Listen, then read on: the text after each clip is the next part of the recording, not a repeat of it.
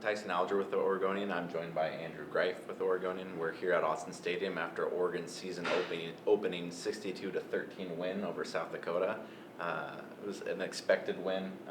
South Dakota is an FCS team, so it wasn't really a true match of Oregon's talents, but we did get to see a lot of different things that we haven't been able to see during fall practice so far. What were some of the things that stood out for you, Andrew? I think that the obvious one is Royce Freeman. He had 2 touchdowns on his first 3 carries tonight, a 1-yard run and a 26-yard run on the right side. The 1-yard run was just a dive, nothing too hard there. He's 230 pounds. You'd hope he'd make that play. The run on the right side looked ridiculously easy for him. He had a nice little burst of speed at the end we hadn't seen. And that 3-headed monster between Byron Marshall, Thomas Tyner, and Freeman maybe didn't really offer any clarity tonight. We still don't quite know the carries of next week against Michigan State. But we did see what Marshall can do, and that was, I think, what I expected a little bit was some pass catching, but he made it look really good. Well, I think that was kind of, you got to see maybe a glimpse of what they can do with these 3 guys if they're all 3 going to be playing on the field at the same time. Tyner was kind of the straight-up guy that they ran the most tonight. I think how many carries did he have tonight? Thomas Tyner had 11 carries for 64 yards. Yeah, so he got the most carries. He was kind of the more straight up guy.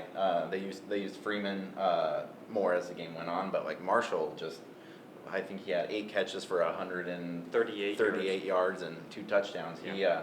Nobody on the receiving side, like wide receivers, put up even close to those numbers. Yeah. Defensively, Don Pellum was the first-year defensive coordinator, so his first game, and he did not like it. I think that's what the impression I came with. I wrote about that it looked a lot like kind of his predecessor, Nick Aliotti, was kind of burdened by this reputation as bend but don't break. Maybe it was a little unfair tonight because they did rotate through at least 24 defenders, their whole 2 deep plus more. And there was a lot of true freshmen. A lot of true freshmen like Henry Mondew, Arion Springs at cornerback, but they got pushed in the first half quite a bit. South Dakota drove on them, I think, twice inside Oregon's 30-yard line. Well, and they got helped out too. Like South Dakota had two offside or false start penalties within like the red zone too. So I mean, Oregon's defense got helped out a ton by South Dakota's mistakes. Yeah, and Pellum said tonight that no one stood out to him on defense. He said obviously he hasn't watched the film yet. They'll do that probably in a matter of hours, but no one jumped off kind of what he remembered from the game. The inconsistency of an effort, inconsistency in tackling. But again, we're kind of nitpicking. It was a 62-13 victory. Oregon is 1-0. Now they get Michigan State, and it's kind of the matchup I think we're all looking for. Oregon showed they can run the ball still really well. Marcus Mario is as sharp as ever. This was your first game really seeing Marcus play.